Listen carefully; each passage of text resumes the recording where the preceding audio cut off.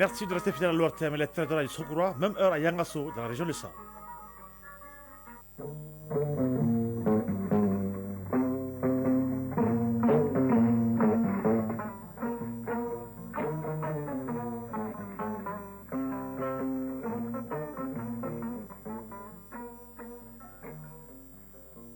Le journal Isaac Thilou. Mesdames, Messieurs, bonjour et bienvenue à la deuxième édition de Mali Actualité. Voici les grandes lignes de cette édition. Les acteurs de la coordination des actions humanitaires au Mali ont présenté au chef du gouvernement, le général de division Abdoulaye Maïga, les besoins humanitaires et le plan de réponse élaboré avec l'ensemble des acteurs. En 2025, l'assistance humanitaire doit être apportée à 5 catégories de personnes pour un coût de plus de 770 millions de dollars. Mamadou Koné nous en dira plus. L'opérationnalisation des actions prioritaires dans l'espace AIS était donc au centre des travaux de la réunion des ministres de la Confédération des États du Sahel. Le ministre de l'économie et des finances du Mali a présidé les travaux. Les détails à suivre dans ce journal. Nous parlons culture dans cette édition. La rencontre biennale africaine de la photographie de Bamako a pris fin hier. Sous le thème Comment la parole photographique contemporaine, cette 14e édition a resté plus d'une centaine de participants. Pour lancer la question en fait régional, une actualité qui sera dominée par les compétitions africaines des clubs. Et sur le plan national, on parle surtout de l'escrime avec l'Open de Koutiara et bien d'autres nouvelles. Voilà pour les titres. Bienvenue. Le Premier ministre, ministre de l'administration territoriale et de la décentralisation, le général de division Abdoulaye Maïga, a rencontré ce vendredi à la primature les acteurs de la coordination des actions humanitaires au Mali. Ils sont venus présenter au chef du gouvernement les besoins humanitaires et le plan de réponse élaboré avec l'ensemble des acteurs. En 2025, l'assistance humanitaire doit être portée à 5 catégories de personnes pour un coût de 711,3 millions de dollars. Le Premier ministre a salué l'esprit qui a guidé l'élaboration de ce plan. Reportage Mamadou Koné.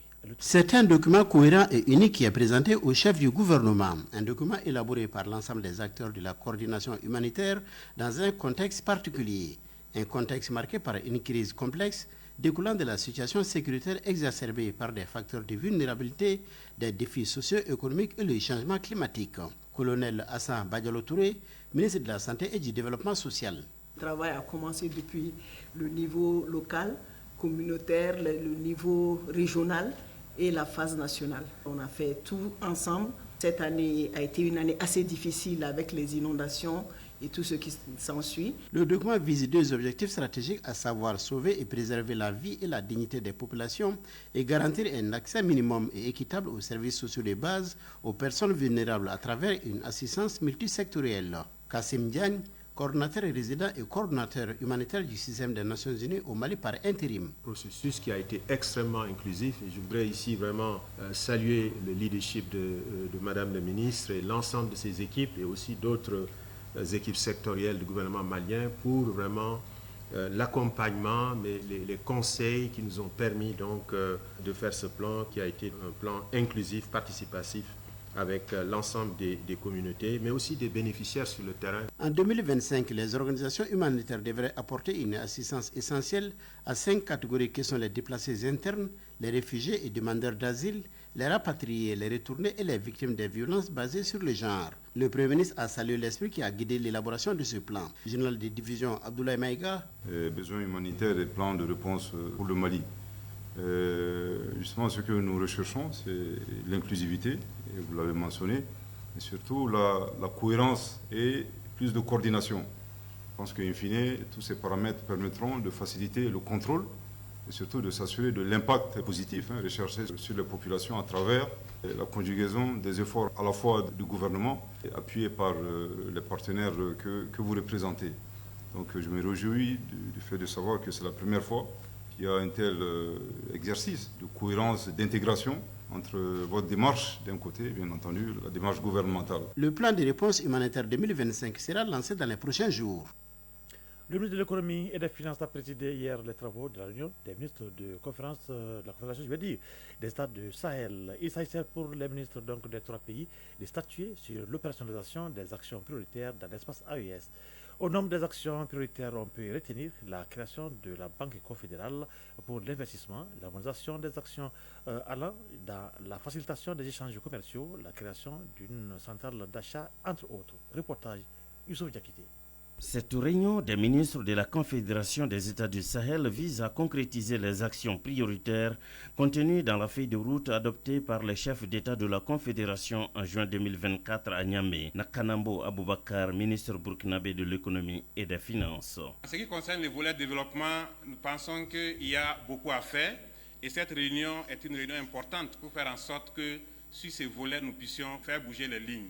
Aujourd'hui, à partir de tout ce que les experts ont pu faire comme travail, nous allons pouvoir examiner des documents portant sur la création de la banque d'investissement de l'AES, documents portant également sur la mise en œuvre des projets intégrateurs de l'AES, documents portant aussi sur le développement rural, mais aussi sur la libre circulation des personnes et des biens. La concrétisation de ces projets ambitieux témoigne de la volonté des États membres de l'AES en faveur d'un développement socio-économique et de faire face aux enjeux régionaux. Saloussi Mahaman Saloussi, ministre nigérien des Transports et de l'Équipement.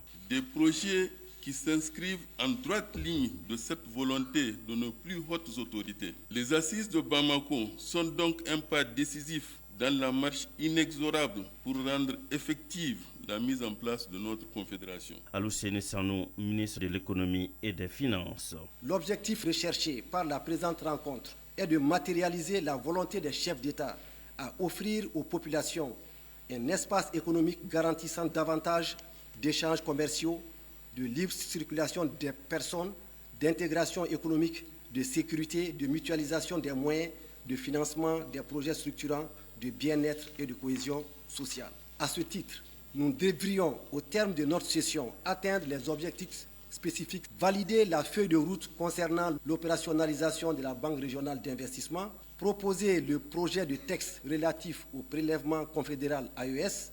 À la fin des travaux, les trois ministres maliens, nigériens et burkinabés ont apposé leur signature en guise de validation du communiqué final contenant les actions prioritaires retenues.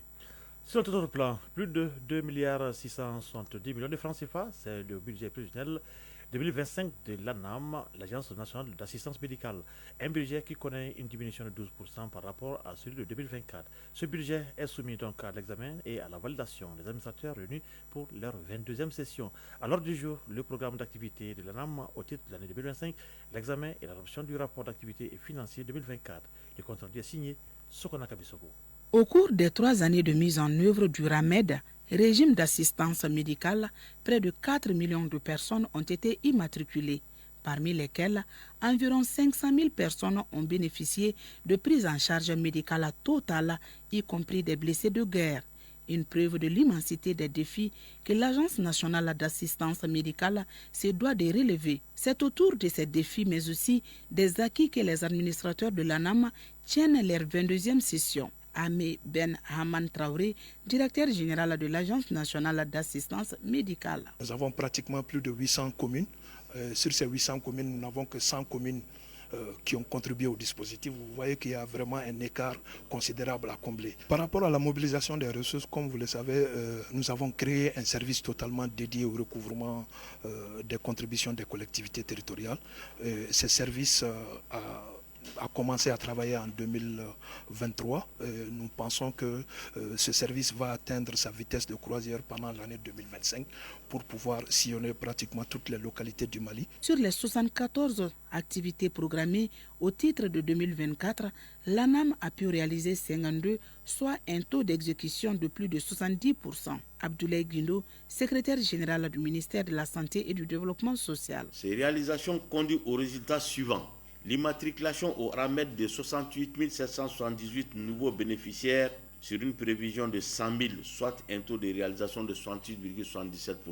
La prise en charge médicale totale de 36 171 sur une prévision de 70 000, soit un taux de réalisation de 51,70%. La faible mobilisation des ressources des collectivités territoriales, la rupture fréquente des produits pharmaceutiques dans les établissements publics de soins de santé sont entre autres défis que l'ANAM compte relever. Abdoulaye Guindo, secrétaire général du ministère de la Santé et du Développement social. Les stratégies et activités pour corriger ces difficultés ainsi que les actions d'innovation consisteront le socle du plan de travail pour l'année 2025.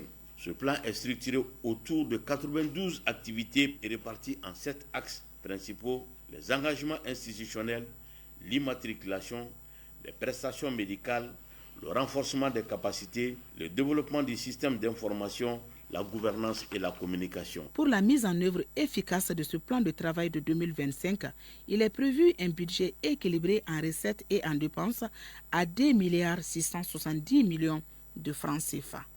Radio Mali, 13h10.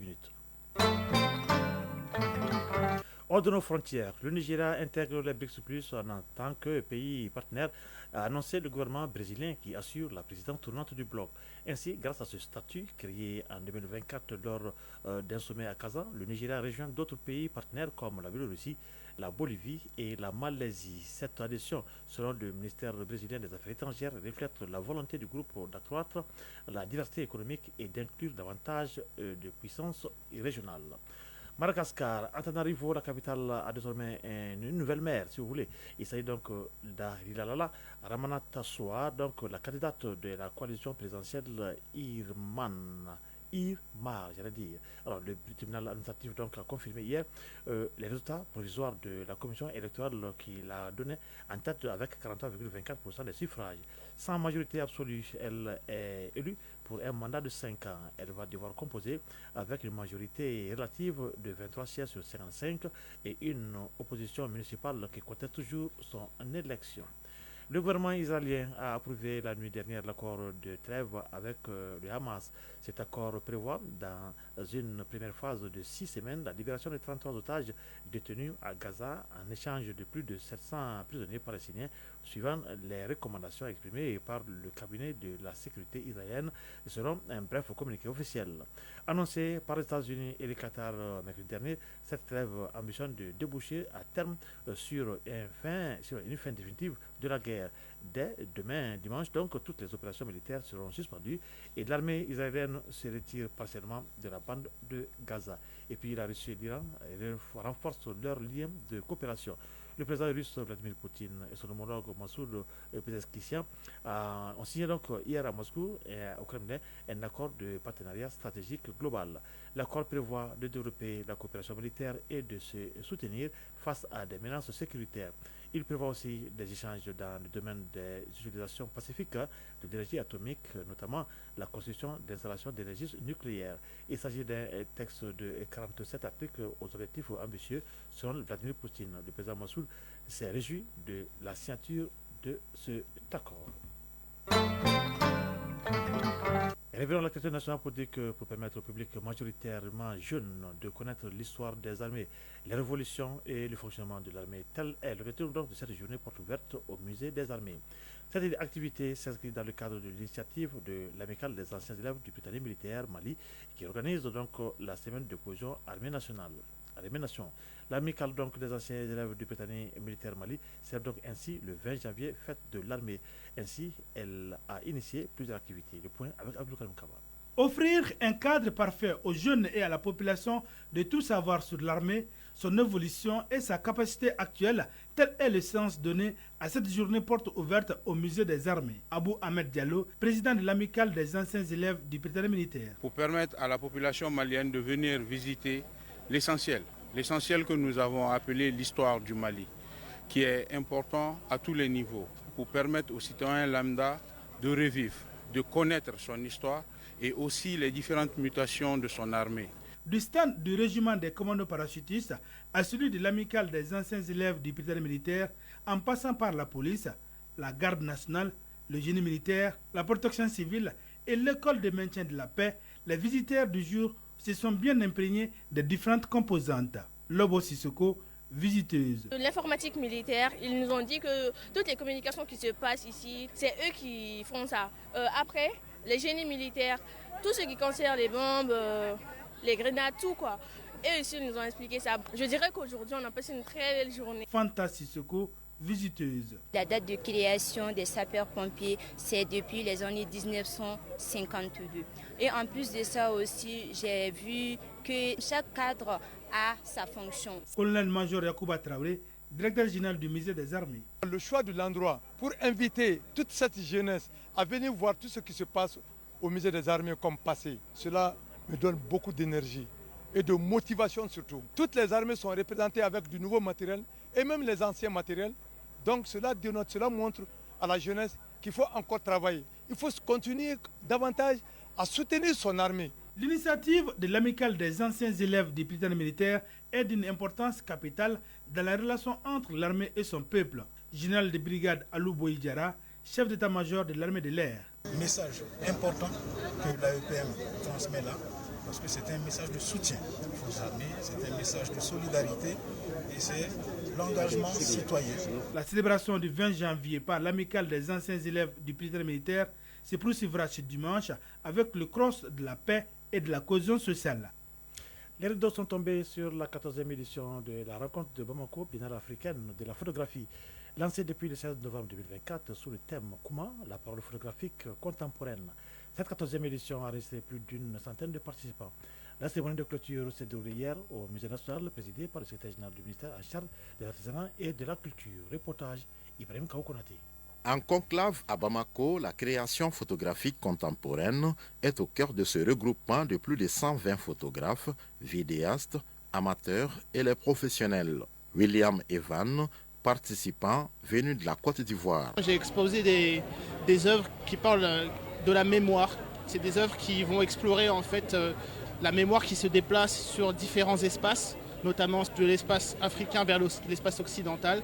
Et donc j'ai présenté des œuvres en mémoire des anciens royaumes africains et en mémoire aussi des tirailleurs sénégalais. J'ai reçu le prix Bissi Silva, c'était le 2e prix de la Biennale, c'était un honneur pour moi. Lassana Hugo Diarra, commissaire général de la 14e rencontre de Bamako, Biennale africaine de la photographie. C'est le sentiment d'avoir réalisé une mission qui nous a été confiée et je pense que la quasi-totalité des objectifs ont été atteints. C'était pas évident, mais l'Afrique a répondu massivement.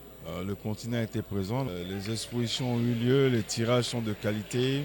C'était une biennale à visage humain. Donc c'est la parole humaine qui a parlé, c'est le cœur qui a parlé.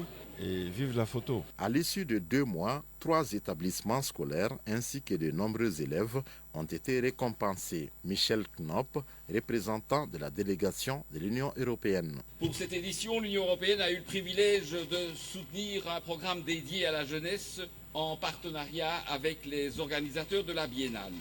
Ce programme a offert à des élèves issus de 6 écoles de Bamako, réparties entre la rive droite et la rive gauche, l'opportunité de découvrir l'univers fascinant de la photographie. Mamadou Diarra du Koumbana, secrétaire général du ministère de l'Artisanat, de la Culture, de l'Industrie hôtelière et du Tourisme. La réussite de l'organisation de la présente édition des rencontres de Bamako est un symbole fort de résilience de notre pays et de la réaffirmation de l'engagement de nos plus hautes autorités à construire le Mali croix sur nos valeurs culturelles. Le rendez-vous est donc pris pour la 15e édition de la rencontre de Bamako, Biennale africaine de la photographie, dans 2 ans.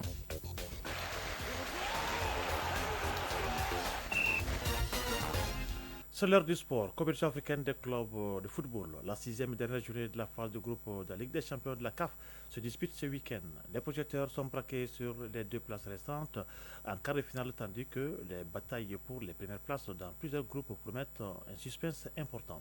6 équipes ont déjà validé leur présence en quart de finale. El Hilal, Phare de Rabat, El Ali, Orlando Pirates, Espérance et Pyramide. Mais la lutte pour les dernières places dans leur groupe reste intense avec des enjeux élevés et pour garantir un tirage favorable lors de la prochaine étape. Les groupes A et B affrontent donc dimanche off encore des scénarios ouverts. Young Africa de notre compatriote Djiki Diarra, les Mouroudia d'Alger, Mamadou Sandan et Rajar Casablanca se disputent les 2 derniers tickets pour le tour suivant. Dans le groupe C et D, la compétition reste rude pour les premières places. El Ali, Orlando Pirates, Espérance de Tunis, Pyramide d'Égypte veulent consolider leur statut de tête de série. Le Djoliba représentant malien, déjà éliminé, joue pour au moins marquer un but pour sa première participation dans la compétition et pourquoi pas enregistrer une première victoire. Le Djoliba affronte le Pyramide cet après-midi à 19h, si vous voulez, en début de soirée, et le match se joue en Égypte. D'autre part, le classement des quarts de finale de la Coupe de la Confédération de la CAF sera complété ce week-end également, alors que la course vers une place en huitième de finale entrera donc dans sa dernière ligne droite déjà ce dimanche. Le Samedi de Bamako joue à Bamako ici, et comme contre l'équipe de Sound d'Afrique du Sud, d'Angola. Et voilà, donc c'est un match pour la formalité. Les Salis sont déjà éliminés, mais le match c'est pour 19h à suivre sur les antennes de Radio Mali et son réseau synchronisé. Arts martiaux, Giro, pour dire que l'Open senior de Casablanca se poursuit. Forfait de Youssouf Djiré prévu pour concourir donc ce samedi dans la catégorie des moins de 60 kg senior. Youssouf Djiré a été contraint de déclarer forfait en raison d'une blessure à l'omoplate, une absence qui prive le Mali d'un athlète prometteur. En revanche, ce dimanche donc demain, si vous voulez, à partir de 9h GMT, l'attention se portera donc sur Mohamed Doukara, engagé dans la catégorie des moins de 81 kg senior. Médaille d'argent en junior, Dougara débutera la compétition dans la poule B face à Aroum Amalala, représentant de la Tunisie. La communauté sportive malienne donc lui adresse ses encouragements dans l'espoir qu'il puisse honorer une fois de plus les couleurs nationales sur le tatami. La délégation malienne est conduite par le colonel Abla Keita, vice-président de la Fédération malienne de judo. Et puis pour terminer, Koutiala abrite depuis ce matin pour la 7e fois l'Open épée de la Fédération malienne d'escrime. Une édition donc riche en couleurs, un événement sportif très attendu et chaque année par les passionnés d'escrime au Mali. La passion, si vous voulez, la compétition met en avant les talents des escrimeurs et escrimeuses dans la catégorie senior et servira également de préparation aux athlètes en vue de futures échéances. Pour plus de précisions, je propose qu'on écoute le président de la Fédération malienne d'escrime, Abdoulouhabou Zourmé. Il est au micro de notre envoyé spécial, Famou Djourti. On commence par l'escrime. Koutiala abrite demain pour la 7e fois l'Open épée de la Fédération malienne d'escrime, un événement sportif très attendu chaque année par les passionnés de l'escrime au Mali. La compétition mettra en avant les talents des escrimeurs et escrimeuses dans la catégorie senior et servira également de préparation aux athlètes en vue des futurs. Toutes nos excuses pour ce élément, donc Famou Dioté qui a quand même tendu son micro au président de la Fédération malienne d'escrime. Voilà, donc Abdouhabou Zourmé qu'on ne pourra pas suivre dans cette édition. Alors donc, ceci met terme à ce magazine de sport. J'allais dire, qu'est-ce que j'ai dit? C'est journal de 13h. Et pendant que les 13h passées de 22 minutes, annonce un bout dans le secteur de Kolokani et à Badogo dans le secteur de Yamfolila. Un journal qui vous a été présenté par Isaac Tcheno avec la communauté technique de Absé Traoré. Mise en ligne, donc, c'est bien notre consoeur, de l'autre côté, Badji Touré. Et bien, réalisation Duranté Diakité. Merci à vraiment travailler pour la suite de cette édition. Le prochain rendez-vous avec l'actualité sur nos antennes, c'est pour 19h30. D'ici là, le programme se poursuit. Tout à l'heure, les informations sur le temps suivies du journal international avec Mohamed Sangaré. Pour ma part, je vous souhaite de passer un excellent moment en compagnie de Radio Mali. Au revoir.